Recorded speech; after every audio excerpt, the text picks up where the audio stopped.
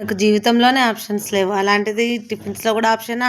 అందుకే ఎవ్వరికీ నచ్చని ఉప్మా గూడా అందరికీ నచ్చేలాగా ఎలా చేసుకుందామో చూద్దాం రండి. సింపుల్ అండ్ టేస్టీ ఈ రెసిపీ గనక మీరు చేసుకున్నారంటే 100% నెక్స్ట్ టైమ్ మీ ఉప్మానే కావాలంటారు.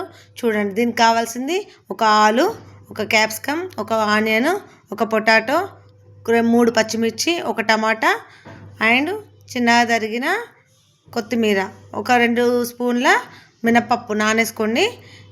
ప్యాన్ పెట్టుకొని దాంట్లో 2 టేబుల్ స్పూన్స్ ఆయిల్ వేసుకొని దాంట్లో ఒక టీ స్పూన్ ఆవాలు, ఒక టీ స్పూన్ జీలకర్ర అండ్ అలాగే మనం కడిగి పెట్టుకున్నాం కదండి మినపప్పు, అది వేసేసుకోండి. అది మంచిగా దూరగా వేగేదాకా వేగిన తర్వాత మనం కట్ చేసుకున్న మిర్చి, అలాగే క్యారెట్, క్యాప్సికమ్ అండ్ ఆనియన్స్, కరివేపాకు వేసేసుకొని కలిపేసుకోండి. టమాటా వేయొద్దండి, టమాటా వేస్తే తొందరగా మగ్గవు కదా, టమాటా అలాగే వదిలేయండి. వేసేసుకొని దీనికి వచ్చి సాల్ట్ యాడ్ చేసుకోండి.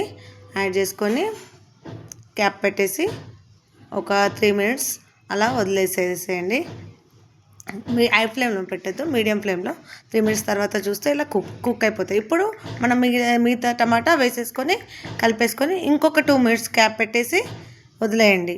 ఇలా చేస్తే 100% నచ్చుతుందండి, మీరు ట్రై చేయండి. తర్వాత కొంచెం అల్లం వెల్లుల్లిపాయ పేస్ట్ వేసానండి. నేనైతే లూజ్గా తింటాను ఉప్మా, మరీ టైట్గా ఉంటే ఇష్టం ఉండదు. ఒక కప్పుకి 2 కప్పులు వాటర్ వేసుకోవచ్చు లూజ్గా కావాలంటే. మీకు టైట్గా కావాలంటే 1కి 1.5 వాటర్ వేసుకుంటే సరిపోతుంది. నేను ఈ ప్రాసెస్లో కొంచెం పాలు వేసానండి. ఇది చాలా బాగా టేస్ట్ అండ్ సాఫ్ట్గా వస్తుంది. ఈ టిప్ మీకు తెలుస్తుందో తెలియదో నాకు తెలీదు. తర్వాత వాటర్ బాయిల్ అయ్యేటప్పుడు ఇలా కొంచెం కొంచెం రవ్వ వేస్తూ కలుపుతూ ఉండండి. కొంచెం కొంచెం వేయండి, ఒకేసారి వేయొద్దు, గడ్డలు కడుతుంది. ఇలా వేసేసి క్యాప్ పెట్టేసేయండి. హై ఫ్లేమ్లో కాకుండా మీడియంలోనే ఉంచండి. జస్ట్ ఒక 10 మినిట్స్లో కంప్లీట్ అయిపోతుంది అంతే. తర్వాత ఇంకోసారి క్యాప్ పెట్టేసి తీసేసి 2 మినిట్స్ అంతే వదిలేసేయండి. కొత్తిమీర చల్లేసుకుంటే రెడీ మన టేస్టీ అండ్ ఉప్మా. ఎంత టేస్టీ ఉంటే ఒక్కసారి ట్రై చేయండి. మీరు ఎలా వచ్చిందో కామెంట్ చేయండి.